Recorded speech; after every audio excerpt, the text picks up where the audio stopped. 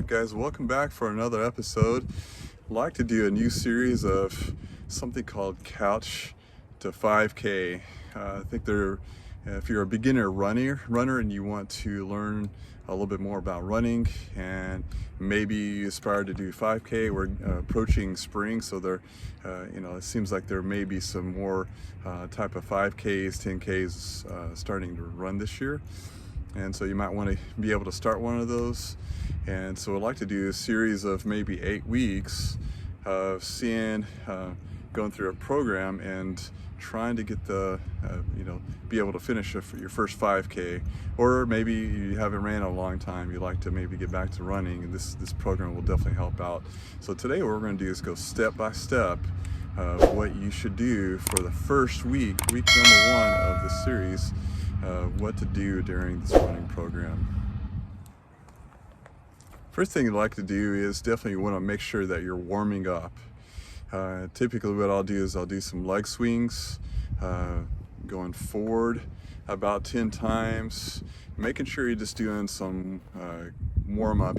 What you really want to do is start doing before you run, do something called dynamic stretching. Basically, I might have talked about this before in previous vlogs, is that when we dynamic stretch, that helps out with the muscle to warm up rather than overstretching. Sometimes overstretching can cause some other issues too. So you want to do some static stretching where you do the typical hamstring stretch, bending over, and I'll go over those as well today. So definitely I'll do about 10 going forward and then 10 going to side.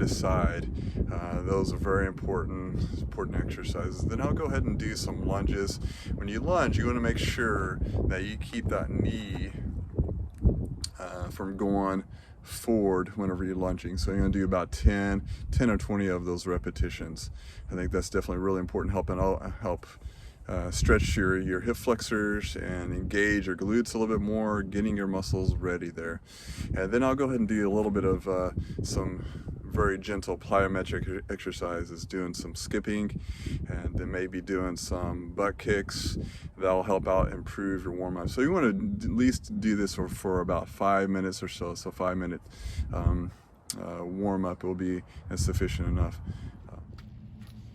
Okay, yeah, that's a 5-minute warm-up during those exercises. Definitely very efficient to help out skipping, kind of getting those muscles to drive a little bit more.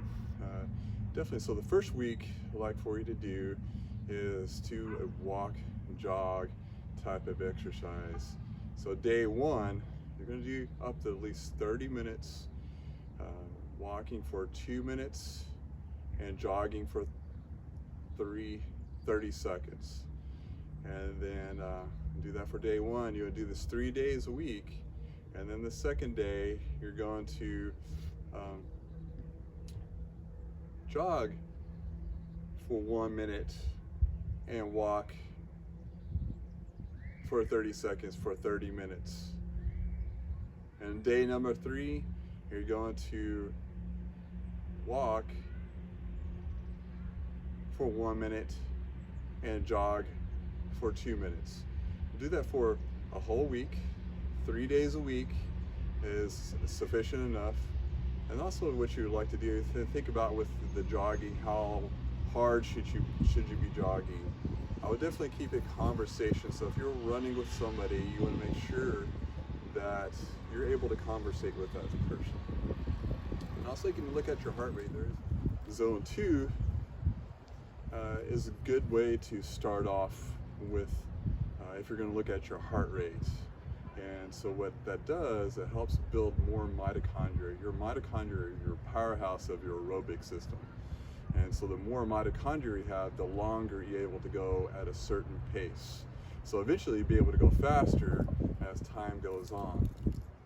Again, if you don't have a heart rate monitor, just looking at how much you're breathing. If you're breathing a little too much and you feel like you're out of breath, you might slow down just a little bit. And it's okay just to slow down, way down if you need to.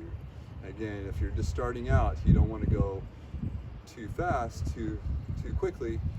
That will definitely burn you out. All right, so that ends our video of episode 1. We'll see you guys next week. Keep safe, keep running, and we'll see you next time.